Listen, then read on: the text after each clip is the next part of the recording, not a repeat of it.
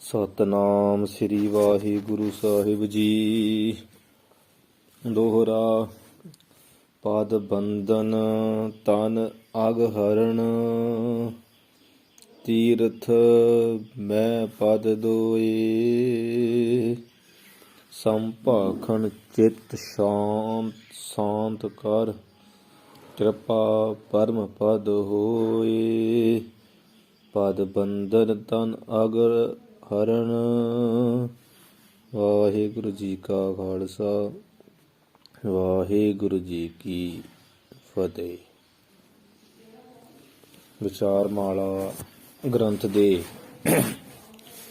ਦੂਸਰੇ ਵਿਸ਼ਰਾਮ ਦੇ 10 ਦੋਹਰੇ ਹੋ ਚੁੱਕੇ ਸੀ।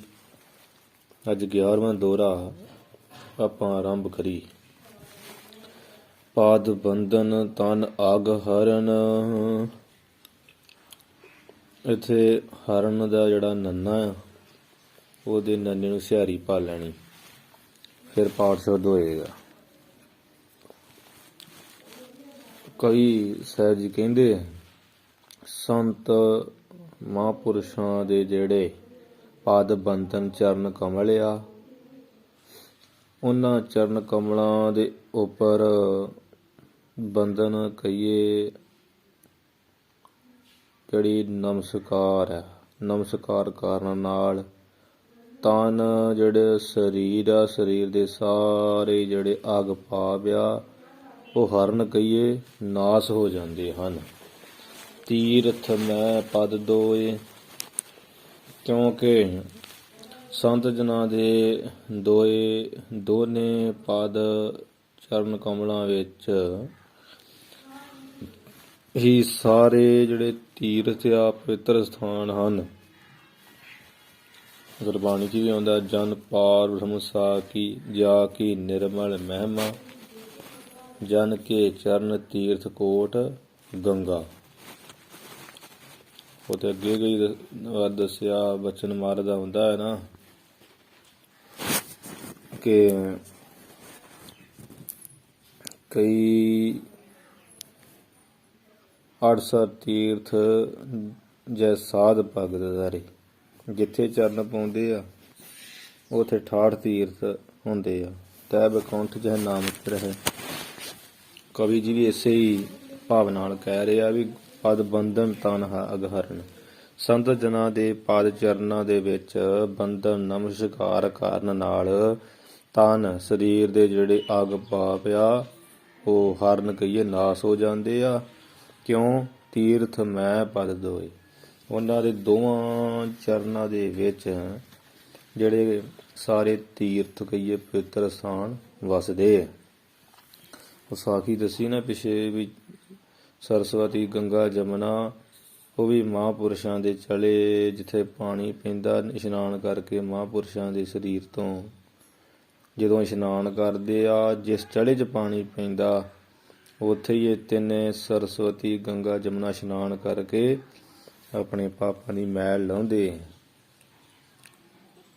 ਅੰਤਰਜਾਮੀ ਪੁਰਖ ਵਿਦਾਤੇ ਸਰਦਾ ਮਨ ਕੀ ਪੂਰੇ, ਨਾਨਕ ਦਾਸ ਇਹ ਸੁਖ ਮੰਗੈ ਮੋਹ ਕਉ ਕਰ ਸੰਤਨ ਕੀ ਧੂਰੇ।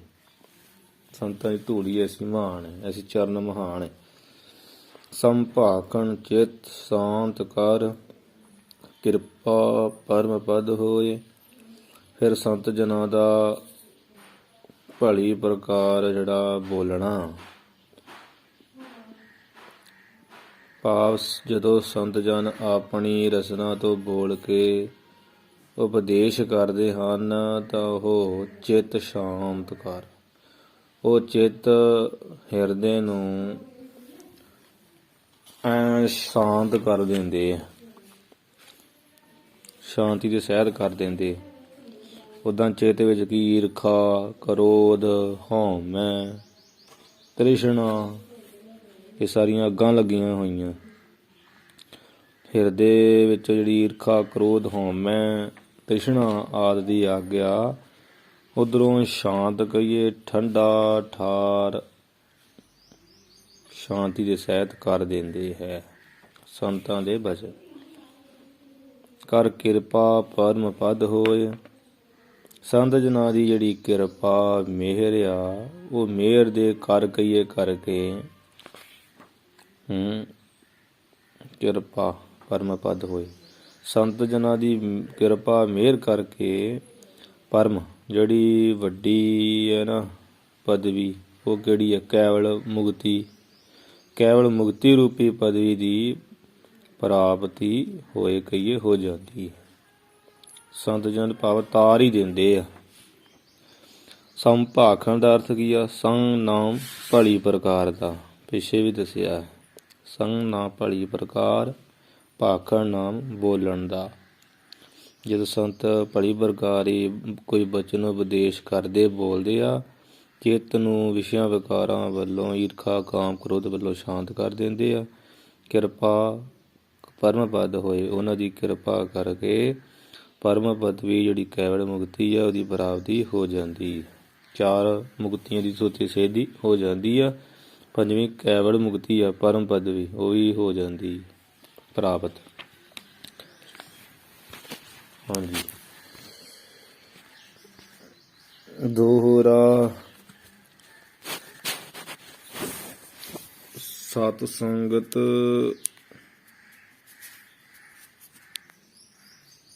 ਸਤ ਸੰਗਤ ਨਿਜ ਕਲਪ ਦਰ, ਸਤ ਸੰਗਤ ਸੁਖ ਸਿੰਧ ਵਰ, ਮੁਕਤਾ ਨਿਜ ਕੇਵਲ। ਇਹ ਸਿੱਖ ਗੁਰੂ ਜੀ ਕਹਿੰਦੇ ਆ, ਜਿਹੜੀ ਸਤ ਸੰਗਤ ਆ, ਇੱਥੇ ਸਤ ਦੇ ਤੱਤੇ ਨੂੰ ਸਿਹਾਰੀ ਪਾ ਲੈਣੀ। ਸਤ ਸੰਗਤ ਦੋਵੇਂ ਤੱਤਿਆਂ ਨੂੰ ਸਿਹਾਰੀ ਇੱਥੇ। ਇਹ ਸਿੱਖ ਸਤ ਸੰਗਤ ਸੁੱਖ ਦਾ ਬਹੁਤ ਹੀ ਵੱਡਾ ਜਿਹੜਾ ਨਾ ਬਾਰ ਕਹੀਏ ਸ੍ਰੇਸ਼ਟ ਸਿੰਧ ਸਮੁੰਦਰ। ਸਤ ਸੰਗਤ ਸੁੱਖ ਦਾ ਸਿੰਧ ਬਾਰ ਸ੍ਰੇਸ਼ਟ ਸਮੁੰਦਰ ਹੈ। ਭਾਵ ਜਿਵੇਂ ਸਮੁੰਦਰ ਵਿੱਚ ਪਾਣੀ ਭਰਿਆ ਹੁੰਦਾ, ਤਿਵੇਂ ਸਤ ਸੰਗਤ ਦੇ ਵਿੱਚ ਸੁੱਖ ਹੀ ਸੁੱਖ ਆ। ਇਹ ਪਾਣੀ ਭਰਿਆ ਸੁੱਖ ਹੀ ਸੁੱਖ ਹੈ। ਮੁਕਤਾ ਨਿਜ ਕੇਵਲ, ਫਿਰ ਜਿਵੇਂ ਸਮੁੰਦਰ ਵਿੱਚ ਮੋਤੀ ਹੁੰਦੇ ਹਨ, ਤਿਵੇਂ ਸਤ ਸੰਗਤ ਰੂਪੀ ਸਮੁੰਦਰ ਵਿੱਚ ਕੀ ਆ? ਨਿਜ ਆਪਣੇ ਆਪ ਵਿੱਚ, ਨਿਜ ਕੀ ਆ? ਆਪਣੇ ਆਪ ਵਿੱਚ ਅਭੇਦ ਹੋਣ, ਭਾਵ ਇੱਕ ਰੂਪ ਹੋਣ ਵਾਲੀ ਜਿਹੜੀ ਕੇਵਲ ਮੁਕਤੀ ਆ ਨਾ, ਇਸ ਰੂਪ ਮੁਕਤਾ ਮੋਤੀ ਹਨ। ਸਮੁੰਦਰ ਵਿੱਚ ਮੋਤੀ ਹੁੰਦੇ ਆ ਨਾ, ਇੱਧਰ ਜਿਹੜੀ ਨਿਜ ਕੇਵਲ ਆਪਣੇ ਆਪ ਹੀ ਜਿਹੜਾ ਭੇਦ ਹੋਣ ਰੂਪੀ ਕੇਵਲ ਮੁਕਤੀ ਆ ਨਾ, ਇਹ ਮੋਤੀ ਸਤ ਸੰਗਤ ਦੇ ਵਿੱਚ। ਸਿੱਖ ਦੇ ਸ੍ਰੇਸ਼ਟ ਜਿਵੇਂ ਉੱਧਰ ਸਮੁੰਦਰ 'ਚ ਪਾਣੀ ਆ, ਮੋਤੀ ਆ, ਇੱਧਰ ਪਾਣੀ ਕਿਹੜਾ? ਸੁੱਖ ਹੀ ਸੁੱਖ। ਬਾਰ ਨਾਮ ਸ੍ਰੇਸ਼ਟ ਦਾ, ਸਿੰਧ ਨਾਮ ਸਮੁੰਦਰ ਦਾ। ਸੁੱਖ ਹੀ ਸੁੱਖ ਰੂਪੀ ਸ੍ਰੇਸ਼ਟ ਸੁੱਖ ਰੂਪੀ ਜਿਹੜਾ ਪਾਣੀ ਆ, ਤੇ ਮੋਤੀ ਕਿਹੜੇ ਆ? ਜਿਹੜੀ ਨਿਜ ਕੇਵਲ ਹੈ, ਕੇਵਲ ਮੁਕਤੀ ਆ, ਇਸ ਰੂਪ ਮੋਤੀ ਆ। ਆਪਣੇ ਆਪ ਵਿੱਚ ਹੀ ਭੇਦ ਹੋ ਜਾਣਾ, ਆਤਮਾ ਪਰਮਾਤਮਾ ਇੱਕੋ ਕਰੇ ਦੀ ਅਵਸਥਾ ਵਾਲਾ ਹੋ ਜਾਣਾ। ਸੂਰਜ ਕਿਰਨ ਮਿਲੇ ਜਲ ਕਾ ਜਲ ਹੁਆ ਰੂਮ, ਉਹਨੂੰ ਅਭੇਦਤਾ ਕਹਿੰਦੇ ਆ। ਜਿਵੇਂ ਬੂੰਦ ਤੇ ਬੂੰਦ ਨੂੰ ਪਾਣੀ ਜਿਹੜੇ ਬਾਲਟੀ 'ਚ ਭਰਿਆ ਜਾਂ ਕੋਈ ਵੱਡੇ ਖਾਲ 'ਚ ਭਰਿਆ, ਉਹਦੇ ਵਿੱਚ ਜਿਹੜੀ ਬੂੰਦ ਨੂੰ ਸੁੱਟ ਦੇਣਾ ਖਾਲ ਦੇ ਵਿੱਚ ਜਾਂ ਬਾਲਟੀ ਦੇ ਪਾਣੀ ਵਿੱਚ, ਤੇ ਉਹਦੀ ਬੂੰਦ ਵੱਡੇ ਪਾਣੀ 'ਚ ਮਿਲ ਜਾਂਦੀ, ਉਹਨੂੰ ਕਹਿੰਦੇ ਅਭੇਦਤਾ, ਇੱਕ ਰੂਪ ਹੋ ਜਾਣਾ। ਉੱਦਾਂ ਭੇਦ ਆ ਨਾ, ਬੂੰਦ ਵੱਖਰੀ, ਬਾਲਟੀ ਵਾਲਾ ਪਾਣੀ ਜ਼ਿਆਦਾ ਵੱਖਰਾ, ਇਹਦੇ ਵਿੱਚ ਸੁੱਟ ਦਿੱਤੀ ਫਿਰ ਕੋਈ ਨਹੀਂ ਲੱਭਦਾ, ਉਹਨੂੰ ਕਹਿੰਦੇ ਅਭੇਦਤਾ। ਤੇ ਉਹਨੂੰ ਕਹਿੰਦਾ ਕੇਵਲ ਮੁਕਤੀ। ਕੇਵਲ ਮੁਕਤੀ ਰੂਪ ਮੋਤੀ ਹਨ। ਆਛੈ ਪਰਮ ਆਗਾਦ ਅਤ, ਫਿਰ ਸਤ ਸੰਗਤ ਦਾ ਜਿਹੜਾ ਆਛੈ ਕਹੀਏ ਸਿਧਾਂਤ, ਸਮੁੰਦਰ ਦੇ ਵਾਂਗ ਅਤ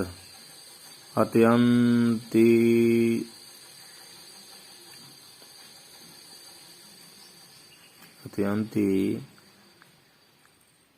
ਪਰਮ ਵੱਡਾ ਤੇ ਅਗਾਧ ਡੂੰਘਾ ਹੈ।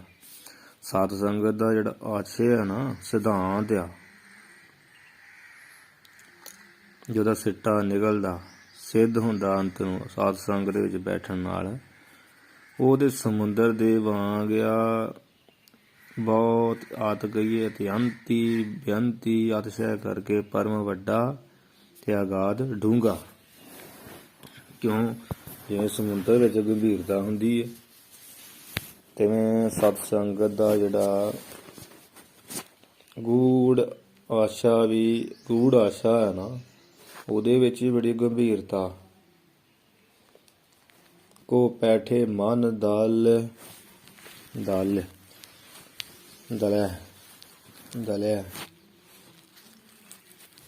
ਜੇਕਰ ਕੋਈ ਐਸੇ ਸਤਸੰਗਤ ਰੂਪੀ ਸਮੁੰਦਰ ਵਿੱਚ ਬੈਠੇ ਕਹੀਏ ਪ੍ਰਵੇਸ਼ ਹੋਣਾ ਕਰੇ, ਜਾਂ ਬੈਠੇ ਕਹੀਏ ਬੈਠੇ, ਤਦ ਉਸ ਦੇ ਮਨ ਦੀਆਂ ਜਿਹੜੀਆਂ ਸਭ ਵਾਸ਼ਨਾਵਾਂ, ਮੰਦ ਵਾਸ਼ਨਾਵਾਂ, ਕੋਈ ਵੀ ਵਾਸ਼ਨਾਵਾਂ ਦਲੀਆਂ ਜਾਂਦੀਆਂ। ਦਲੇ ਇਹਨੂੰ ਪਾਠ ਹੁਣ ਇਵੇਂ ਕਰਨਾ, ਦੱਦਾ ਲੱਲਾ ਯਈਆ ਕਹਾ, ਇੱਥੇ ਪਾਉਣਾ ਜਈਆ। ਇਸ ਕਰਕੇ ਜਦੋਂ ਇਸ ਤਰ੍ਹਾਂ ਵੀ ਫਿਰ ਯਈਆ ਜਿਹੜਾ ਪਾਉਣਾ, ਉਹਦੇ ਵਿੱਚੋਂ ਸਿਹਾਰੀ ਨਿਕਲ ਕੇ ਲੱਲੇ ਨੂੰ ਲੱਗ ਜਾਣੀ, ਬਣ ਜਾਣਾ ਦਲਿਆ, ਮਨ ਦਲਿਆ। ਐਸੀ ਜਿਹੜੀ ਸੰਗਤ ਆ ਨਾ, ਵੱਡੀ ਤੇ ਅਗਾਧ ਡੂੰਘੀ ਆ, ਕੋਈ ਬੈਠੇ। ਜੇ ਕੋਈ ਇਸ ਸਮੁੰਦਰ ਸਤ ਸੰਗਤ ਰੂਪੀ ਵਿੱਚ ਬੈਠ ਜਾਏ, ਪ੍ਰਵੇਸ਼ ਹੋਣਾ ਕਰੇ। ਬੈਠ ਦਾ ਅਰਥ ਪ੍ਰਵੇਸ਼, ਬੈਠ ਦਾ ਅਰਥ ਬੈਠੇ ਜਾਂ ਪ੍ਰਵੇਸ਼ ਹੋਣਾ ਕਰੇ, ਤਦ ਮਨ ਦਲੈ, ਉਸ ਦੇ ਮਨ ਦੀਆਂ ਸਭ ਵਾਸ਼ਨਾਵਾਂ ਦਲੀਆਂ ਜਾਂਦੀਆਂ। ਸਤਸੰਗ ਦੇ ਗੂੜ ਸਿਧਾਂਤ ਵਿੱਚ ਆਸ਼ੇ ਨਾਮ ਸਿਧਾਂਤ ਦਾ ਕਿ ਸਤਸੰਗ ਦਾ ਜਿਹੜਾ ਗੂੜ ਸਿਧਾਂਤ ਆ, ਬੜਾ ਵੱਡਾ ਤੇ ਡੂੰਘਾ, ਕੋਈ ਵਿਰਲਾ ਹੀ ਆਪਣੇ ਮਨ ਦੀਆਂ ਉਸ ਸਿਧਾਂਤ ਵਿੱਚ ਕੋ ਦਾ ਅਰਥ ਕੋਈ ਵੀ ਹੁੰਦਾ, ਕੋਈ ਹੀ ਅਰਥ ਹੈ, ਕੋਈ ਵਿਰਲਾ ਹੀ ਜਿਹੜਾ ਹੈ ਆਪਣੇ ਮਨ ਦੀਆਂ ਵਾਸ਼ਨਾਵਾਂ ਨੂੰ ਦਲੇ ਕਹੀਏ ਦਲਮਲ ਕਾਬੂ ਕਰਕੇ ਬੈਠਦਾ ਹੈ। ਕੋਈ ਜਿਹੜਾ ਹੈਗਾ ਨਾ, ਉਹ ਮਨ ਦੀਆਂ ਵਾਸ਼ਨਾਵਾਂ ਦਲਾ ਕਹੀਏ ਨਾਸ ਕਰਕੇ ਕਾਬੂ ਕਰਕੇ ਬੈਠਦਾ। ਨਹੀਂ ਤੇ ਬੰਦੇ ਦੀਆਂ ਵਾਸ਼ਨਾਵਾਂ ਸੰਗਤ ਵਿੱਚ ਵੀ ਬੈਠਿਆਂ ਮਰਦੀਆਂ ਨਹੀਂ। ਅੱਖਾਂ ਤੇ ਕੰਟਰੋਲ ਨਹੀਂ ਹੁੰਦਾ, ਕੰਨਾਂ ਤੇ ਜ਼ਬਾਨ ਤੇ ਕੰਟਰੋਲ ਨਹੀਂ ਹੁੰਦਾ। ਇਹ ਕੋਈ ਵਿਰਲੇ ਹੀ ਆ ਜਿਹੜੇ ਐਨ ਖੂਬ ਬੈਠਦੇ ਆ ਸਤਰਕ ਹੋ ਕੇ, ਠੀਕ ਹੈ। ਤੇ ਜਿਹੜੇ ਕਈ ਦੇ ਜਿਹੜੇ ਟਾਈਮ ਪਾਸ ਹੀ ਕਰਨਾ ਹੁੰਦਾ ਉਹਨਾਂ ਨੇ, ਤੇ ਬਗਲ ਸਮਾਧੀ ਲਾਈ ਹੁੰਦੀ, ਮਨ ਦੀਆਂ ਵਾਸ਼ਨਾਵਾਂ ਕੋਈ ਨਹੀਂ ਰੋਕੀਆਂ ਹੁੰਦੀਆਂ, ਧਿਆਨ ਕਿਤੇ ਤੱਕ ਕਿਤੇ ਹੁੰਦਾ। ਭਗਤ ਜਨਾ ਕੈ ਮਨ ਤਨ ਰੰਗ, ਬਿਰਲਾ ਕੋ ਪਾਵੈ ਸੰਗ। ਮਨ ਦੇ ਵਿੱਚ ਹੀ, ਤਨ ਦੇ ਵਿੱਚ ਹੀ ਰੰਗ ਪ੍ਰੇਮ ਹੈ ਭਗਤ ਜਨਾਂ ਦੀ ਸੰਗਤ ਦਾ।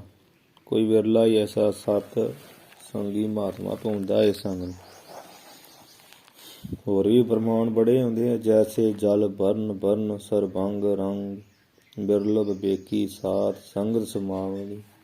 ਬਿਰਲਾ ਹੀ ਕੋਈ ਵਿਵੇਕੀ ਵਿਚਾਰ ਵਾਲਾ, ਅਭੇਦਤਾ ਕਰਨ ਵਾਲਾ ਵਾਹਿਗੁਰੂ ਦੇ ਵਿੱਚ ਆਤਮਾ ਪਰਮਾਤਮਾ ਦੀ, ਐਸਾ ਵਿਵੇਕੀ ਗਿਆਨੀ ਪੁਰਸ਼ੀ ਸਾਧ ਸੰਗਤ ਦੇ ਵਿੱਚ ਸਮਾਉਣਾ ਕਰਦਾ। ਆਛੈ ਪਰਮ ਅਗਾਧ। ਸਤਸੰਗ ਦਾ ਜਿਹੜਾ ਆਛੈ ਸਿਧਾਂਤ ਆ, ਉਹ ਸਮੁੰਦਰ ਦੇ ਵਾਂਗ ਪਰਮ ਬਹੁਤ ਵੱਡਾ ਹੈ। ਜਿਵੇਂ ਸਮੁੰਦਰ ਵੱਡਾ ਹੁੰਦਾ, ਸਮੁੰਦਰ ਜਿਵੇਂ ਡੂੰਘਾ, ਐਵੇਂ ਅਗਾਧ ਡੂੰਘਾ ਹੀ ਆ, ਗੰਭੀਰਤਾ ਵਾਲਾ ਹੀ ਆ। ਕੋ ਪੈਠੇ ਮਨ ਦਲ, ਕੋਈ ਵਿਰਲਾ ਹੀ ਐਸੇ ਸਤਸੰਗਤ ਦੇ ਸਿਧਾਂਤ ਰੂਪੀ ਗੂੜ ਰਹੱਸ ਦੇ ਵਿੱਚ ਮਨ ਦੀਆਂ ਵਾਸ਼ਨਾਵਾਂ ਦਲ ਕਰਕੇ ਬੈਠਦਾ ਹੈ। ਇਵੇਂ ਵੀ ਆ। ਤੇ ਜਿਵੇਂ ਦੂਜੇ ਦੱਸਿਆ ਕਿ ਜੇ ਕੋਈ ਬੈਠੇ ਕਈ ਪ੍ਰਵੇਸ਼ ਹੋਣਾ ਕਰੇ, ਮਨ ਦਲ ਹੈ, ਮਨ ਦੀਆਂ ਵਾਸਨਾ ਨੂੰ ਦਲ ਕਰਕੇ ਉਹ ਪਰਮ ਅਗਾਧ ਬੜਾ ਡੂੰਘਾ ਤੇ ਵੱਡਾ ਹੀ ਹੋ ਜਾਂਦਾ, ਉਹਦਾ ਆਸ਼ਾ ਸਿਧਾਂਤ ਵੀ ਵੱਡਾ ਹੀ ਹੋ ਜਾਂਦਾ ਜੇ ਕੋਈ ਇਸ ਤਰ੍ਹਾਂ ਬੈਠੇ ਤਾਂ। ਜਾਂ ਕੋਈ ਸਤ ਸੰਗਤ ਐਸੀ ਡੂੰਘੇ ਸਮੁੰਦਰ 'ਚ ਬੈਠੇ ਤੇ ਉਹਦੇ ਮਨ ਦਲ ਹੈ, ਮਨ ਦੀਆਂ ਵਾਸਨਾ ਸਾਰੀਆਂ ਵਾਹਿਗੁਰੂ ਦਲ ਕਹੀਏ ਨਾਸ ਕਰ ਦਿੰਦੇ, ਦਲ ਮਲ ਦਿੰਦੇ, ਦਲੀਆਂ ਜਾਂਦੀਆਂ ਹਨ। ਦੋਹਰਾ ਸਤ ਸੰਗਤ ਸੁਖ ਪਲਕ ਜੋ। ਹੁਣ ਕਹਿੰਦੇ ਆ ਇਹ ਸਿੱਖ ਇੱਥੇ ਪਲਕ ਪਾਠ ਜਿਹੜਾ ਹੈਗਾ ਨਾ ਉਹਦੇ ਕਾਕੇ ਨੂੰ ਸਿਆਰੀ ਪਾ ਲੈਣੀ। ਇਹ ਸਿੱਖ ਸਤਸੰਗ ਦੇ ਵਿੱਚ ਜੋ ਕਹੀਏ ਜਿਹੜਾ ਪਲਕ ਕਹੀਏ ਅੱਖ ਝਮਕਣ ਜਿਤਨਾ ਵੀ ਸੁੱਖ ਪ੍ਰਾਪਤ ਹੋਣਾ ਹੈ, ਮੁਕਤ ਨਾ ਤਾਸ ਸਮਾਨ, ਤਾਸ ਕਹੀਏ ਉਸ ਦੇ ਸਮਾਨ ਤੁਲ ਬਰਾਬਰ। ਬੈਕੁੰਠ ਦੀਆਂ ਜਿਹੜੀਆਂ ਮੁਕਤੀਆਂ ਚਾਰ ਸਮੀਪ ਸ਼ਲੋਕ ਸਯੁਜ, ਚਾਰ ਮੁਕਤੀਆਂ ਉਹ ਵੀ ਨਹੀਂ ਪੁੱਜ ਸਕਦੀਆਂ, ਉਹ ਵੀ ਮੁਕਤੀਆਂ ਵੀ ਉਸ ਸੁੱਖ ਦੇ ਸਮਾਨ ਨਹੀਂ। ਠੀਕ ਹੈ। ਜਿਵੇਂ ਧਰਮ ਗ੍ਰੰਥਾਂ ਅੰਦਰ ਦੇ ਸੁੱਖ ਦਾ ਵੇਰਵਾ ਇਸ ਪ੍ਰਕਾਰ ਸਤਸੰਗੀ ਨੂੰ ਬ੍ਰਹਮ ਗਿਆਨੀ ਨੂੰ ਲਿਖਿਆ ਹੋਇਆ ਕਿ ਸਾਰੀ ਧਰਤੀ ਦੇ ਜੀਵਾਂ ਨਾਲੋਂ ਚੱਕਰਵਰਤੀ ਰਾਜੇ ਕੋਲ ਸਭ ਤੋਂ ਵੱਧ ਸੁੱਖ ਹੁੰਦਾ। ਵੱਡੇ ਬਾਦਸ਼ਾਹ ਭਾਵ ਚੱਕਰਵਰਤੀ ਰਾਜੇ ਤੱਕ ਧਰਤੀ ਦੇ ਸੁੱਖਾਂ ਦੀ ਸਮਾਪਤੀ ਆ। ਜਿੰਨੇ ਧਰਤੀ ਦੇ ਜੀਵ ਆ ਨਾ ਉਹਨਾਂ ਸਾਰਿਆਂ ਨਾਲੋਂ ਪਰਜਾ ਨਾਲੋਂ ਚੱਕਰਵਰਤੀ ਰਾਜੇ ਕੋਲ ਸਭ ਤੋਂ ਵੱਧ ਸੁੱਖ ਹੁੰਦਾ। ਜਿੱਥੇ ਚੱਕਰਵਰਤੀ ਰਾਜੇ ਦਾ ਸੁੱਖ ਉੱਥੇ ਸਾਰੇ ਧਰਤੀ ਦੇ ਸੁੱਖਾਂ ਦੀ ਸਮਾਪਤੀ ਹੋ ਜਾਂਦੀ। ਤੇ ਚੱਕਰਵਰਤੀ ਰਾਜੇ ਨਾਲੋਂ ਗੰਧਰਵ ਮਨੁੱਖ ਜਿਹੜੇ ਉਹਨਾਂ ਨੂੰ 100 ਗੁਣਾ ਅਧਿਕ ਸੁੱਖ ਹੁੰਦਾ। ਜਿਹੜੇ ਦੇਵਤਿਆਂ ਗੰਧਰਵ ਮਨੁੱਖ ਕਹੀਏ ਜਿਹੜੇ ਰਾਗੀ ਲੋਕ ਆ ਧਰਤੀ ਦੇ ਉੱਪਰ, ਰਾਗੀ ਸਾਹਿਬ ਉਹਨਾਂ ਨੂੰ 100 ਗੁਣਾ ਅਧਿਕ ਸੁੱਖ ਹੁੰਦਾ ਚੱਕਰਵਰਤੀ ਰਾਜ ਨਾਲ ਜਦੋਂ ਕੀਰਤਨ ਕਰਦੇ। ਤੇ ਗੰਧਰਵ ਮਨੁੱਖਾਂ ਨਾਲੋਂ ਜਿਹੜੇ ਗੰਧਰਵ ਰਾਗੀ ਮਨੁੱਖ ਰਾਗੀ ਇਹਨਾਂ ਨਾਲੋਂ ਦੇਵ ਗੰਧਰਵਾਂ ਨੂੰ 100 ਗੁਣਾ ਅਧਿਕ ਸੁੱਖ ਹੁੰਦਾ। ਉਹ ਦੇਵ ਗੰਧਰਵ ਕਿਹੜੇ ਜਿਹੜੇ ਦੇਵਤਿਆਂ ਦੇ ਰਾਗੀ ਅਥਰਵਣ ਵੇਦ 'ਚ ਲਿਖਿਆ 6333 ਹੈ, ਉਹਨਾਂ ਨੂੰ 100 ਗੁਣਾ ਅਧਿਕ ਸੁੱਖ ਹੁੰਦਾ। ਦੇਵ ਗੰਧਰਵਾਂ ਨਾਲੋਂ ਪਿੱਤਰ ਦੇਵਤਿਆਂ ਨੂੰ 100 ਗੁਣਾ ਅਧਿਕ ਸੁੱਖ ਹੁੰਦਾ। ਜਿਹੜੇ ਆ ਵੱਡੇ ਵਡੇਰੇ ਪਿੱਤਰ ਦੇਵਤੇ ਆ ਨਾ, ਚੜ੍ਹਾਈ ਕਰਕੇ ਜਾਂਦੇ ਜਾਂ ਸਵਰਗਪੁਰੀ ਜਾਂਦੇ ਆ, ਉਹਨਾਂ ਨੂੰ 100 ਗੁਣਾ ਅਧਿਕ ਸੁੱਖ ਹੁੰਦਾ ਦੇਵ ਰਾਗੀਆਂ ਨਾਲ, ਗੰਧਰਵਾਂ ਨਾਲ।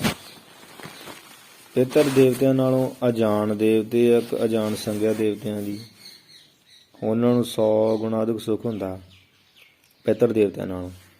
ਤੇ ਅਜਾਨ ਦੇਵਤਿਆਂ ਨਾਲੋਂ ਜਿਹੜੇ ਕਰਮ ਦੇਵਤੇ ਆ, ਜਿਨ੍ਹਾਂ ਨੇ ਕਰਮ ਇੱਥੇ ਪੁੰਨ ਕੀਤੇ ਉੱਥੇ ਜਾ ਕੇ ਦੇਵਤੇ ਬਣੇ, ਉਹਨਾਂ ਕਰਮ ਦੇਵਤਿਆਂ ਨੂੰ 100 ਗੁਣਾ ਅਧਿਕ ਸੁੱਖ ਹੁੰਦਾ ਅਜਾਨ ਦੇਵਤਿਆਂ ਨਾਲੋਂ। ਤੇ ਕਰਮ ਦੇਵਤਿਆਂ ਨਾਲੋਂ ਮੁੱਖ ਦੇਵਤੇ ਜਿਹੜੇ ਮੁਖੀ ਆ, ਉਹਨਾਂ ਨੂੰ 100 ਗੁਣਾ ਅਧਿਕ ਸੁੱਖ ਹੁੰਦਾ। ਤੇ ਉਹ ਮੁੱਖ ਦੇਵਤਿਆਂ ਨਾਲੋਂ ਇੰਦਰ ਜਿਹੜੇ ਮੁਖੀ ਦੇਵਤੇ ਨਾ ਅੱਗੇ ਸਾਰੇ ਕਾਰਜ ਕਰਾਉਂਦੇ ਸਵਰਗ ਵਿੱਚ, ਹੁਣ ਉਹਨਾਂ ਦਾ ਰਾਜਾ ਇੰਦਰ ਹੈ। ਤੇ ਉਹਨਾਂ ਮੁੱਖ ਦੇਵਤਿਆਂ ਨਾਲੋਂ ਇੰਦਰ ਨੂੰ 100 ਗੁਣਾ ਅਧਿਕ ਸੁੱਖ ਹੁੰਦਾ। ਤੇ ਇੰਦਰ ਨਾਲੋਂ ਬ੍ਰਹਿਸਪਤ ਨੂੰ, ਜਿਹੜਾ ਦੇਵਤਿਆਂ ਦਾ ਰਾਜਾ ਬ੍ਰਹਿਸਪਤੀ, ਉਹਨੂੰ 100 ਗੁਣਾ ਅਧਿਕ ਸੁੱਖ ਹੁੰਦਾ। ਬ੍ਰਹਿਸਪਤ ਨਾਲੋਂ ਪ੍ਰਜਾਪਤ ਨੂੰ 100 ਗੁਣਾ ਅਧਿਕ ਸੁੱਖ ਹੁੰਦਾ, ਪ੍ਰਜਾਪਤ ਦੇਵਤੇ ਨੂੰ। ਤੇ ਪ੍ਰਜਾਪਤ ਨਾਲੋਂ, ਪ੍ਰਜਾਪਤ ਰਾਜੇ ਉਹ ਬਚਿੱਤਰ ਨਾਟਕ 'ਚ ਆਉਂਦਾ ਲਿਖਿਆ, ਪ੍ਰਜਾਪਤ ਨਾਲੋਂ ਬ੍ਰਹਮਾ ਨੂੰ 100 ਗੁਣਾ ਅਦਕ ਸੁਖ ਹੁੰਦਾ। ਇਹ 11 ਸੁਖ ਲਿਖੇ ਆ। ਪ੍ਰਜਾਪਤ ਨਾਲੋਂ ਬ੍ਰਹਮਾ ਨੂੰ 100 ਗੁਣਾ ਅਦਕ ਸੁਖ ਵੱਧ ਹੁੰਦਾ। ਪਰ ਇਹਨਾਂ ਸਾਰੇ ਸੁੱਖਾਂ ਨਾਲੋਂ ਕੋਈ ਗੁਣਾ ਅਦਕ ਸੁਖ ਸਤ ਸੰਗੀ ਨੂੰ ਤੇ ਬ੍ਰਹਮ ਗਿਆਨੀ ਇੱਕ ਪਲਕ ਮਾਤਰ ਵਿੱਚ ਹੀ ਪ੍ਰਾਪਤ ਹੋ ਜਾਂਦਾ। ਇਹ ਜਿੰਨਾ ਇਹਨਾਂ ਨੂੰ 100 ਗੁਣਾ, ਇਹਨਾਂ ਨੂੰ ਤੇ 100 ਗੁਣਾ ਵਧਿਆ ਨਾ, ਤੇ ਇਹ ਬ੍ਰਹਮਾ ਦੇ ਨਾਲੋਂ ਵੀ ਕਈ ਗੁਣਾ ਅਲਗ ਸੁੱਖ ਜਿਹੜਾ ਬਹੁਤਾ ਸੁੱਖ ਉਹ ਸਤ ਸੰਗੀ ਨੂੰ ਤੇ ਬ੍ਰਹਮ ਗਿਆਨੀ ਨੂੰ ਇੱਕ ਪਲਕ ਅੱਖ ਦੇ ਝਮੱਕੇ ਮਾਤਰ ਵਿੱਚ ਹੀ ਪ੍ਰਾਪਤ ਹੋ ਜਾਂਦਾ। ਏਕ ਪਲਕ ਸੁਖ ਸਾਧ ਸਮਾਗਮ ਕੋਟ ਬੈਕੁੰਠ ਹੈ ਪਾਏ। ਸਾਰੰਗ ਰਾਗ ਵਿੱਚ ਮਾਰ ਦੇ ਬਚਨ ਆਉਂਦੇ ਕਿ ਇੱਕ ਪਲਕ ਵਿੱਚ ਹੀ ਸਾਧਾਂ ਦੀ ਸੁੱਖ ਦਾ ਜਿਹੜਾ ਸਮਾਗਮ ਮਿਲਾ ਪਿਆ, ਉਹ ਕਰੋੜਾਂ ਹੀ ਬੈਕੁੰਠਾਂ 'ਚ ਪਾਇਆ ਨਹੀਂ ਜਾਂਦਾ। ਬੈਕੁੰਠ 'ਚ ਵੀ ਜੋ ਸੁੱਖ ਨਹੀਂ ਪਾਇਆ ਜਾਂਦਾ ਜਿਹੜਾ ਸਾਧ ਦੇ, ਜਿਹੜਾ ਕਰੋੜਾਂ ਬੈਕੁੰਠਾਂ 'ਚ ਵੀ ਸੁੱਖ ਨਹੀਂ ਪਾਇਆ ਜਾਂਦਾ ਜਿਹੜਾ ਸਾਧੂ ਦੇ ਮਿਲਾਪ ਕਰਕੇ ਇੱਕ ਪਲਕ ਮਾਤਰ 'ਚ ਹੀ ਪਾਇਆ ਜਾਂਦਾ। ਸਤ ਸੰਗਤ ਸੁਖ ਪਲਕ ਜੋ। ਇਹ ਸਿੱਖ ਸਤ ਸੰਗਤ ਦੀ ਮਹਿਮਾ ਸੁਣ। ਮਹਿਮਾ ਸਾਧੂ ਸੰਗ ਕੀ, ਸਤਿਪੁਰਸ਼ਾਂ ਦੀ ਜਿਹੜੀ ਸੰਗਤ ਆ ਉਹਦਾ ਜਿਹੜਾ ਸੁੱਖ ਆ ਅੱਖ ਝਮਕਣ ਮਾਤਰ, ਪਲਕ ਗਈਏ ਅੱਖ ਝਮਕਣ ਮਾਤਰ।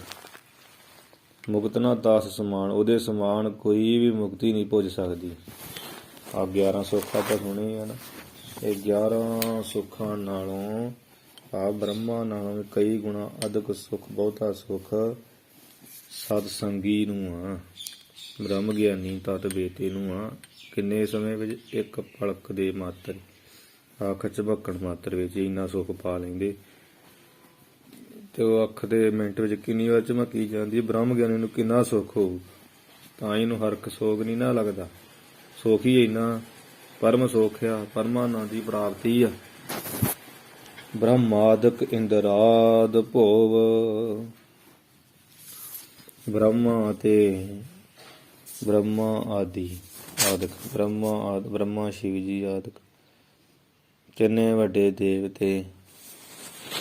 ਬ੍ਰਹਮਾ ਸ਼ਿਵ ਜੀ ਵਿਸ਼ਨੂੰ ਹੋ ਗਏ, ਆਦਿ ਤੋਂ ਭਾਵ ਸ਼ਿਵ ਜੀ ਤੇ ਵਿਸ਼ਨੂੰ। ਇੰਦਰਾਦ, ਫਿਰ ਇੰਦਰ, ਬ੍ਰਹਸਪਤੀ, ਕੁਬੇਰ, ਪ੍ਰਜਾਪਤ ਆਦਿ ਸਵਰਗ ਦੇ ਦੇਵਤੇ ਸਾਰੇ 33 ਕਰੋੜ ਦੇਵਤੇ ਅਤੇ ਭੋਵ ਪ੍ਰਿਥਵੀ ਦੇ ਰਾਜੇ ਆਦਿ ਨਿਬਟ ਅਲਪ ਇਹ ਜਾਨ ਨਿਬਟ ਗਈਏ ਸਮੂਹ। ਸਮੂਹ ਪਦਵੀਆਂ ਦੇ ਜਿਹੜੇ ਸੁੱਖ ਆ ਸਤ ਸੰਗ ਦੇ ਬਰਾਬਰ ਅਲਪ ਗਈਏ ਤੁੱਛ ਮਾਤਰ ਜਾਣਨਾ ਕਰ। ਨਿਬਟ ਗਈਏ ਸਮੂਹ ਅਲਪ ਗਈਏ ਤੁੱਛ। ਸਤ ਸੰਗ ਦੇ ਬਰਾਬਰ ਸਮੂਹ ਸਾਰੇ ਜਿਹੜੇ ਸੁੱਖ ਆ ਥੋੜੇ ਹੀ ਜਾਣ। ਬ੍ਰਹਮਾ ਵਿਸ਼ਨੂੰ ਸ਼ਿਵ ਜੀ, ਇੰਦਰ ਦੇਵਤਾ, ਬ੍ਰਹਸਪਤੀ, ਜਿੰਨੇ ਵੀ ਦੇਵਤੇ ਆ ਨਾ ਇਹ ਸਵਰਗ ਵਿੱਚ ਰਹਿੰਦੇ ਆ ਜਾਂ ਆਪਣੀ ਪੁਰੀਆਂ ਵਿੱਚ ਰਹਿੰਦੇ, ਇਹਨਾਂ ਨੂੰ ਜਿਹੜੇ ਸੁੱਖ ਆ ਨਾ ਇਹ ਭੋਗ ਧਰਤੀ ਤੇ ਰਹਿਣ ਵਾਲੇ ਰਾਜੇ ਆਦਿਕਾਂ ਨੂੰ ਜਿਹੜਾ ਸੁੱਖ ਆ ਇਹ ਨਿਪਟ ਸਾਰਿਆਂ ਦਾ ਸੁੱਖ ਸਤ ਸੰਗ ਦੇ ਬਰਾਬਰ ਅਲਪ ਤੋਛ ਹੀ ਜਾਣ। ਸਭ ਕੋਈ ਵੀ ਨਹੀਂ, ਮੌਕੇ ਮਾਤਰ ਵੀ ਨਹੀਂ। ਦੋਹਰਾ ਜਗਤ ਮੋਹ ਫਾਸੀ ਅਜਰ,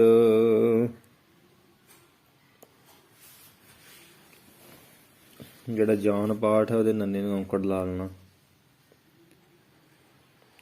ਦੋਹਰਾ ਜਗਤ ਮੋਹ ਫਾਸੀ ਅਜਰ, ਚਾਲਵਾ ਤੇ ਅਜਰ ਹੀ ਪੜ੍ਹ ਲਈਦਾ ਤਾਂ ਅਜਰ ਪਾਠ ਵੀ ਕਰ ਲਈਦਾ। ਜਗਤ ਮੋਹ ਫਾਸੀ ਅਜਰ, ਪਰ ਅਜਰ ਪਾਠ ਹੀ ਸਹੀ।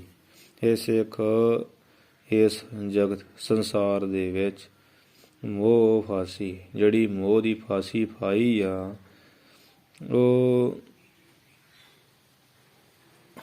ਅਜਰ। ਜਰ ਨਾਮ ਹੁੰਦਾ ਵਡੇਪੇ ਦਾ, ਆ ਨਾਮ ਰਹਿਤ ਦਾ। ਵਡੇਪੇ ਦੀ ਕਮਜ਼ੋਰੀ ਤੋਂ ਰਹਿਤ ਜਵਾਨ ਬਹੁਤ ਬਲ ਵਾਲੀ ਹੈ। ਵਡੇਪੇ ਦੀ ਕਮਜ਼ੋਰੀ ਤੋਂ ਰਹਿਤ ਭਾਵ ਜਵਾਨ ਬਹੁਤ ਬਲ ਵਾਲੀ ਹੈ। ਮੋਹ ਦੀ ਫਾਸੀ ਇਹ ਜਗਤ ਦੇ ਸੰਸਾਰ ਦੇ ਵਿੱਚ। ਅਥਵਾ ਅਜਰ ਦਾ ਅਰਥ ਇਹ ਵੀ ਹੁੰਦਾ, ਅਜਰ ਦਾ ਨਾ ਜਰੇ ਜਾਣ ਵਾਲੀ ਫਾਈ ਆ। ਜੋ ਕੱਟੇ ਨ ਆਨ ਉਪਾਏ, ਜੋ ਕਿਸੇ ਆਨ ਕਹੀਏ ਹੋਰ ਕਰਮ ਕਾਂਡ ਦੇ ਰਾਹੀਂ, ਹੋਰ ਤਰੀਕੇ ਦੇ ਰਾਹੀਂ ਉਪਾਏ ਜਤਨ ਨਾਲ ਕੱਟੇ ਕੱਟੀ ਨਾ ਨਹੀਂ ਜਾ ਸਕਦੀ। ਜਗਤ ਮੋਹ ਫਾਸੀ ਹੈ ਜਰਾ, ਇਹ ਸੰਸਾਰ ਦੇ ਵਿੱਚ ਇਹ ਸਿੱਖ ਜਿਹੜੀ ਮੋਹ ਦੀ ਫਾਈ ਆ ਨਾ, ਇਹ ਅਜਰ ਆ, ਇਹ ਨਾ ਜਰੇ ਜਾਣ ਵਾਲੀ ਫਾਈ ਆ, ਬੜੀ ਸਖਤ ਆ। ਜਾਂ ਜਰ ਨਾ ਬੁੱਢੇ ਦਾ ਹੁੰਦਾ, ਬੁਢੇਪੇ ਦੀ ਕਮਜ਼ੋਰੀ ਪਾਵੇ ਨਹੀਂ, ਬੁੱਢੀ ਹੁੰਦੀ ਮੋਹ ਦੀ ਫਾਈ ਅੰਤ ਤੱਕ। ਜਵਾਨ ਹੀ ਆ, ਬਹੁਤ ਬਲ ਵਾਲੀ ਆ। ਕੱਟੇ ਨਾ ਆਨ ਉਪਾਏ, ਸਤ ਸੰਗਤ ਤੋਂ ਬਿਨਾਂ ਹੋਰ ਕੋਈ ਉਪਾਅ ਨਹੀਂ ਜਿਹੜਾ ਇਸ ਮੋਹ ਨੂੰ ਕੱਟੇ। ਜੋ ਨਿਜ ਸਤ ਸੰਗਤ ਕਰੇ, ਪਰ ਜਿਹੜਾ ਮਨੁੱਖ ਨਿਜ, ਜੋ ਦਾ ਅਰਥ ਜਿਹੜਾ ਮਨੁੱਖ ਨਿਜ ਆਪਣੇ ਭਲੇ ਵਾਸਤੇ ਨਿਤਾ ਪ੍ਰਤੀ ਨਿਜ ਅਨੁਸਾਰ ਸਤ ਸੰਗਤ, ਸਤਪੁਰਸ਼ਾਂ ਦੀ ਸੰਗਤ ਕਰੇ ਕਰੇ ਜਾਂ ਕਰਦਾ ਹੈ, ਉਹ ਮਨੁੱਖ ਸਹਿਜ ਮੁਕਤ ਹੋ ਜਾਏ। ਇਹਦੇ ਮੁਕਤ ਪਾਠ ਦੇ 3 ਸਿਹਾਰੀ ਲਾ ਲੈਣੀ। ਉਹ ਸਹਿਜ ਗਏ ਸੁਭਾਵਕ, ਸੁਤੇ ਸੇਧੀ ਨਿਰਯਤਨ, ਬਿਨਾ ਹੀਲੇ ਯਤਨ ਤੋਂ ਹੀ ਮੁਕਤ ਕਲਿਆਣ ਨੂੰ ਪ੍ਰਾਪਤ ਹੋ ਜਾਏ, ਹੋ ਜਾਂਦਾ। ਮੁਕਤ ਕਲਿਆਣ ਨੂੰ ਆਪ ਜੀ ਨੂੰ ਮੁਕਤ ਹੋ ਜਾਂਦਾ ਉਹ। ਨਹੀਂ ਤੇ ਏਤ ਮੋਹਿ ਡੂਬਾ ਸੰਸਾਰ, ਗੁਰਮੁਖ ਕੋਈ ਉਤਰੇ ਪਾਰ। ਗੁਰੂ ਮਹਾਰਾਜ ਕਹਿੰਦੇ ਇਹ ਮੋਹ ਦੇ ਵਿੱਚ ਸਾਰੀ ਦੁਨੀਆ ਡੁੱਬ ਗਈ। ਸੰਸਕ੍ਰਿਤ ਸ਼ਲੋਕਾਂ ਵਿੱਚ ਹੀ ਮੋਹ ਦਾ ਬੜਾ ਮਾਰਨ ਵਿਸਥਾਰ ਨਾਲ ਇੱਕ ਪੌੜੀ ਹੀ ਲਿਖਿਆ, ਸ਼ਬਦ ਹੀ ਲਿਖਿਆ। ਗੁਰੂ ਨਾਨਕ ਸਾਹਿਬ ਜੀ ਨੇ ਏਤ ਮੋਹਿ ਡੂਬਾ ਸੰਸਾਰ ਪੂਰਾ ਸ਼ਬਦ ਹੀ ਮੋਹ ਲਿਖਿਆ। ਜੋ ਨਿਜ ਸਤ ਸੰਗਤ ਕਰੇ, ਜਿਹੜਾ ਮਨੁੱਖ ਆਪ ਨਿਜ ਕਹੀਏ ਆਪਣੇ ਭਲੇ ਵਾਸਤੇ ਨਿਤਾ ਪ੍ਰਤੀ ਨਿਜ ਅਨੁਸਾਰ ਭਲਿਆ ਜਾਣ ਕੇ ਮੇਰਾ ਭਾਲਾ ਉਹ ਸਤ ਸੰਗਤ ਕਰਦਾ ਤੇ ਸਹਿਜ ਮੁਕਤ ਹੋ ਜਾਏ। ਸੁਤੇ ਸੇਧੀ ਉਹ ਫਿਰ ਮੁਕਤ ਹੋ ਜਾਂਦਾ। ਆਹੀ ਉਹਦੀ ਕੱਟੀ ਜਾਂਦੀ ਆ ਮੋਹ ਦੀ ਅਜਰ, ਜਿਹੜੀ ਨਾ ਜਰੇ ਜਾਣ ਵਾਲੀ ਆ, ਤੇ ਜਿਹੜੀ ਬੁਢੇਪਾ ਨਹੀਂ ਜਿਹਨੂੰ ਹੁੰਦਾ, ਉਹ ਜਵਾਨ ਹੀ ਰਹਿੰਦੀ।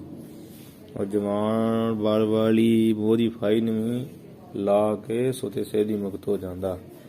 ਦੋਹਰਾ ਕਾਮ ਧੇਨ ਔਰ ਕਲਪ ਤਾਰ, ਕਾਮ ਧੇਨ ਗਊ ਸਵਰਗ ਦੀ ਜਿਹੜੀ ਮੰਨੀ, ਔਰ ਕਹੀਏ ਅਤੇ ਕਲਪਤਾਰ ਜਿਹੜਾ ਪਾਰਜਾਤ ਬ੍ਰਿਸ਼, ਪਾਰਜਾਤ ਗੋਪੀ ਲਿਆ, ਬਿੰਦਰਾ ਬਨਮਹਿ ਰੰਗ ਕੀ ਆ, ਪਾਰਜਾਤ ਵੀ ਕਹਿੰਦੇ ਉਹਨੂੰ, ਕਲਪਤਾਰ ਨੂੰ ਕਲਪਨਾ ਪੂਰੀਆ ਕਰਨ ਵਾਲਾ ਬ੍ਰਿਸ਼। ਇਹਨਾਂ ਨੂੰ ਜੋ ਸੇਵਤ ਫਲ ਹੋਏ, ਜਿਹੜਾ ਚਿਰਾਂ ਕਾਲ ਤੱਕ, ਬੜੇ ਲੰਮੇ ਸਮੇਂ ਤੱਕ ਸੇਵਤ ਪੂਜਨ ਕਰੇ ਤੇ ਫਲ ਹੋਏ, ਤਾਂ ਫਿਰ ਫਲ ਹੁੰਦਾ। ਜਿਹੜਾ ਫਲ ਪ੍ਰਾਪਤ ਹੋਣਾ ਹੈ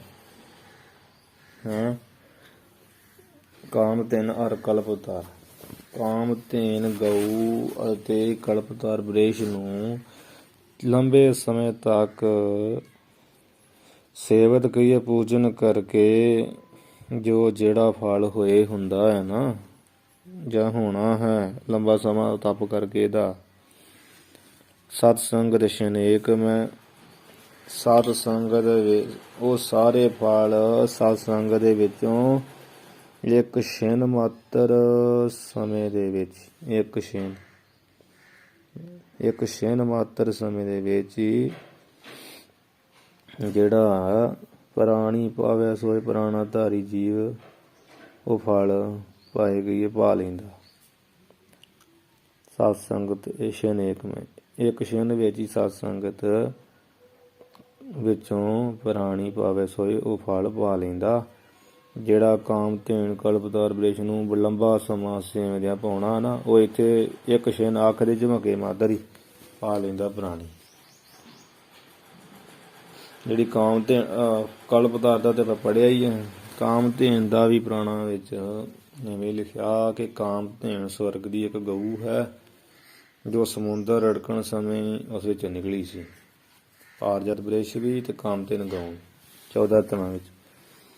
ਤੇ ਇਹਦਾ ਕਾਮਧੇਨ ਭਾਜ ਕਾਮਨਾਵਾਂ ਪੂਰੀਆਂ ਕਰਨ ਵਾਲੀ ਧੇਨ ਕਹੀਏ ਗਊ। ਜੋ ਮਨ ਵਿੱਚ ਕੋਈ ਚਿਤਵੇ ਪਦਾਰਥ ਕਾਮਨਾ ਕਰੇ ਉਹ ਇਹ ਧੇਨ ਗਊ ਦਿੰਦੀ ਸੀ। ਤੇ ਇਹ ਗਾਂ ਵਿਸ਼ਨੂੰ ਭਗਵਾਨ ਨੇ ਬ੍ਰਹਮਾ ਜੀ ਨੂੰ ਦਿੱਤੀ ਸੀ। ਤੇ ਉਸ ਦੀ ਆਰਾਧਨਾ ਕਰਕੇ ਭ੍ਰਿੰਗੂ ਜਿਹੜਾ ਸੀ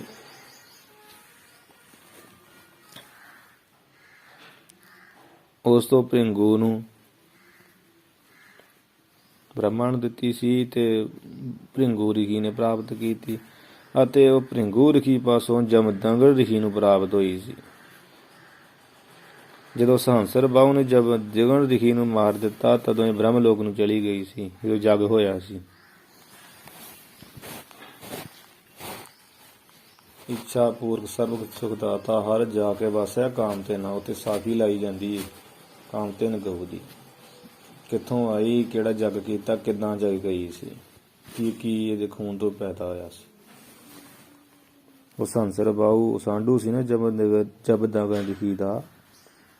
ਉਹਨੇ ਜਦੋਂ ਕਾਮਤਿਨ ਗਊ ਵੇਖੀ ਫਿਰ ਉਹਨੇ ਝਗੜਾ ਪਾ ਲਿਆ ਸੀ, ਮੰਗੀ ਤੇ ਨਹੀਂ ਮਿਲੀ। ਫਿਰ ਉਹਨੇ ਜਮਦਗਨ ਰਿਖੀ ਸਾਂਢੂ ਨੂੰ ਮਾਰ ਦਿੱਤਾ। ਤਦੋਂ ਇਹ ਗਊ ਜਿਹੜੀ ਬ੍ਰਹਮ ਲੋਕ ਨੂੰ ਉੱਡ ਕੇ ਚਲੀ ਗਈ ਸੀ। ਤੇ ਸਮੁੰਦਰ ਵਿੱਚੋਂ ਸ਼ੀਰ ਸਮੁੰਦਰ ਚੋਂ ਹੀ ਰੜਕਣ ਸਮੇਂ ਸਮੁੰਦਰ ਇਹ ਨਿਕਲੀ ਸੀ।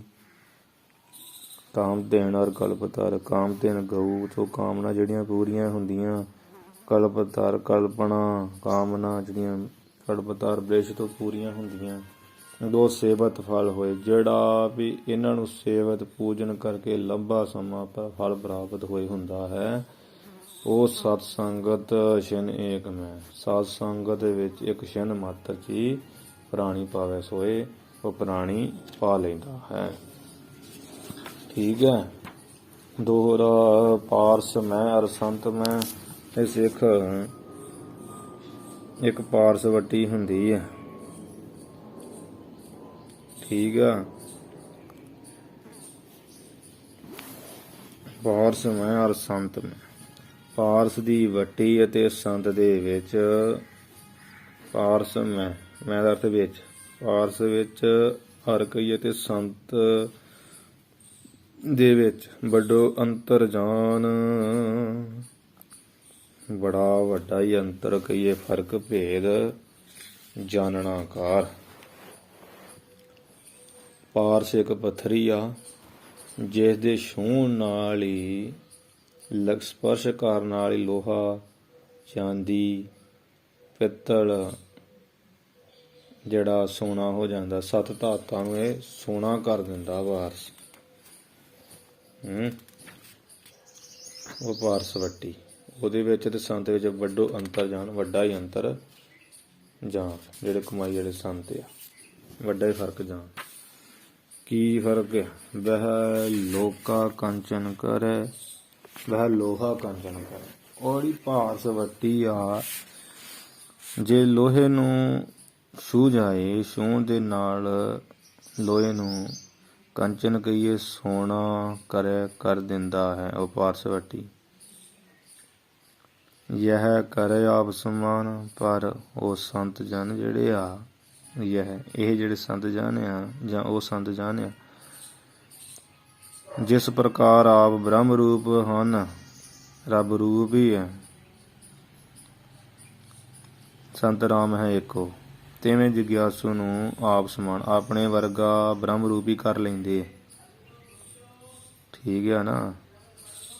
ਵੀ ਉਹ ਪਾਰਸ ਵੱਟੀ ਲੋਹੇ ਨੂੰ ਸੋਨਾ ਤੇ ਕਰ ਦਿੰਦੀ ਪਰ ਪਾਰਸ ਨਹੀਂ ਬਣਾ ਸਕਦੀ। ਇਹ ਸੰਤ ਕੀ ਆ ਆਪਣੇ ਵਰਗਾ ਹੀ ਕਰ ਲੈਂਦੇ। ਕਬੀਰ ਚੰਦਨ ਕਾ ਬਿਰਵਾ ਭਲਾ ਬੇੜੋ ਢਾਕ ਬੁਲਾਸ। ਉਹੀ ਵੀ ਚੰਦਨ ਹੋਏ ਰਹੇ ਬਸੇ ਜੋ ਚੰਦਨ ਪਾਸ। ਸੰਤ ਚੰਦਨ ਦੀ ਨਿਆਈ। ਜਿਵੇਂ ਚੰਦਨ ਸੁਗੰਧੀ ਭਰ ਦਿੰਦਾ ਦੂਜਿਆਂ 'ਚ, ਆਪਣੇ ਵਰਗਾ ਮੁੱਲ ਪਵਾ ਦਿੰਦਾ। ਪਰ ਸੰਤ ਚੰਦਨ ਤੋਂ ਵੀ ਮਹਾਨ ਹੈ।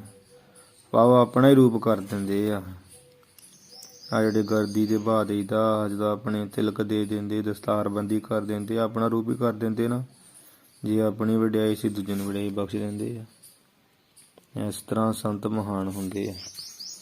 ਪਾਰਸਵੱਟੀ ਆਪਣੇ ਵਰਗਾ ਨਹੀਂ ਕਰਦੀ, ਸੋਹਣਾ ਤੇ ਬਣਾ ਦਿੰਦੀ ਲੋਹੇ ਨੂੰ, ਪਰ ਸੰਤ ਆਪਣੇ ਵਰਗਾ ਹੀ ਬਣਾ ਦਿੰਦੇ। ਜਿਹੋ ਜਿਹਾ ਰੱਬ ਰੂਪ ਆਪ ਆ, ਉਹ ਜਿਹਾ ਦੂਜੇ ਨੂੰ ਰੱਬ ਰੂਪ ਕਰਕੇ ਰੱਖ ਦਿੰਦੇ। ਇਸ ਤਰ੍ਹਾਂ ਸੰਤਾਂ ਦੀ ਮਹਿਮਾ ਮਹਾਨ ਹੈ। ਸੋ ਆਪਾਂ ਇੱਥੇ ਹੁਣ ਸਮਾਪਤੀ ਜਿਹੜੀ ਕਰੀਏ। 16 ਦੋਰੇ ਹੋ ਚੁੱਕੇ ਦੂਸਰੇ ਵਿਸ਼ਰਾਮ ਦੇ। ਪਾਰਸ ਮੈਂ ਅਰ ਸੰਤ ਮੈਂ ਵੱਡੋ ਅੰਤਰ ਜਾਨ, ਵਹ ਲੋਹਾ ਕੰਚਨ ਕਰੇ, ਯਹ ਕਰੇ ਆਪ ਸਮਾਨ। ਵਾਹਿਗੁਰੂ ਜੀ ਕਾ ਖਾਲਸਾ, ਵਾਹਿਗੁਰੂ ਜੀ ਕੀ ਫਤਿਹ।